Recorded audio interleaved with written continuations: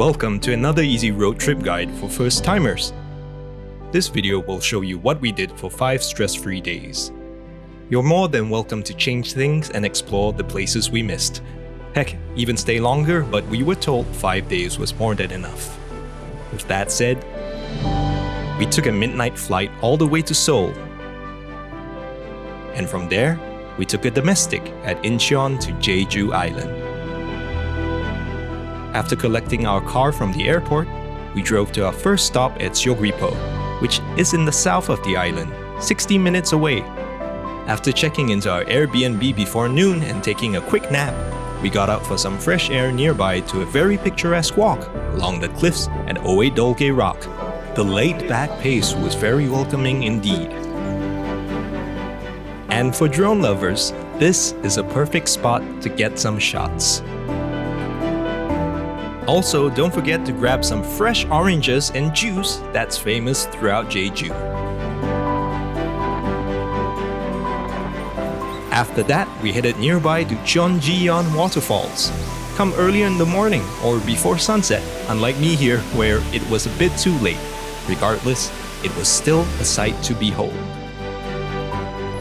We were getting a bit hungry, and what better way than to explore the night market in Seogwipo, just a 5-minute drive from our Airbnb. These night markets are scattered throughout major towns and in Seoul. If you're a foodie, it's all good eats and an exciting atmosphere awaits. And since we had time before bed, we went to the art museum, which was about 30 minutes away. Not my cup of tea, but nonetheless, an experience on its own, and it was a nice way to end day 1 on Jeju Island. The next morning, we drove to the Ocelot Tea Museum about 45 minutes away. Chloe and I loved this place because of the lush green fields of tea that you can stroll across. Relax here, take your time for at least 2 hours. But it got a bit too crowded, so we drove off and found some cafes. Make a stop on your trip to any place that you see that catches your eye. Lots of cute cafes everywhere, and of course great coffee and food.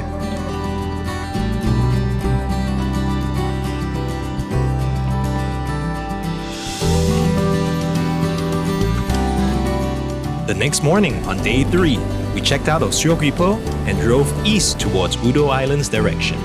But first, we took a short break to take in the scenery. It took us a good 2-hour drive, but again, you gotta take it slow here on Jeju. Upon arrival, our Airbnb looked like Smurf Village. Each domed house had its own mini balcony, and inside was surprisingly spacious with everything that you needed to feel comfy and at home. We couldn't wait for the awesome outdoor barbecue dinner we booked in advance and paid extra for the specialty black pork.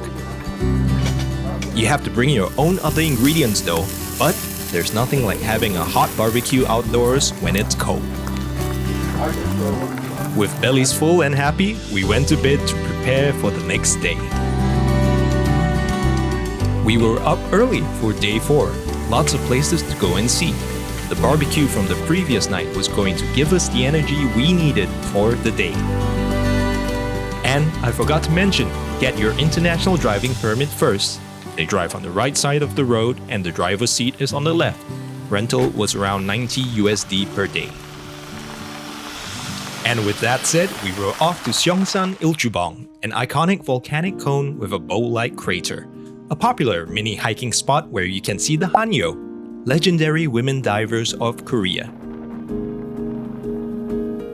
Unfortunately, when we got there, they told us that it was too windy and unsafe for the Hanyo to dive as they usually do for tourists.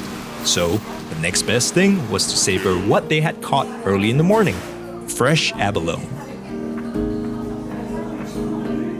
It was now time to start our mini hike to the summit of Seongsan Ilchubong. Plenty of steps but also rest areas along the way.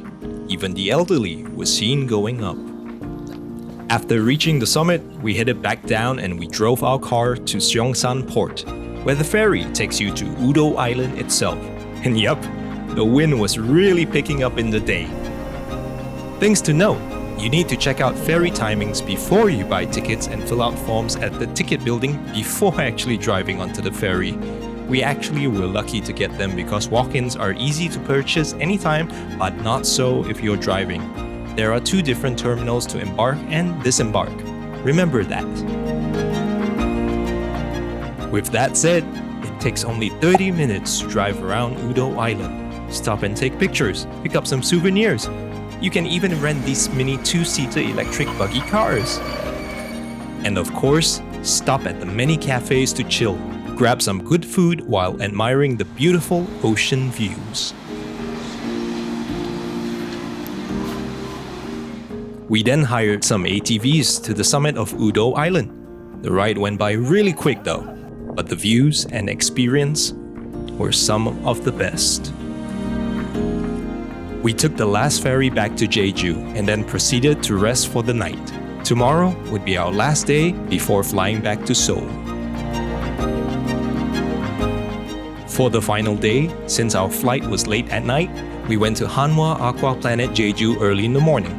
A definite must-see if you're there, as you can spend a good 2 to 3 hours like we did.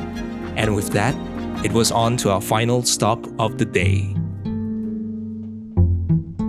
Manjangu Caves.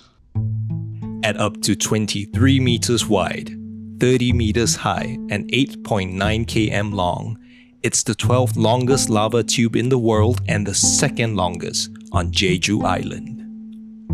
Take your time in the cave, witness and feel what Mother Nature created hundreds of thousands of years ago with her raw power.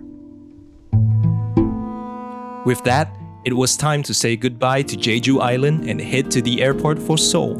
We really hope you get to enjoy Jeju as much as we did. We also hoped you enjoyed this quick road trip guide. Again, like and share this video and tell me in the comments where you want and what you want to do in Jeju. Until the next road trip, see you again. Drive safe.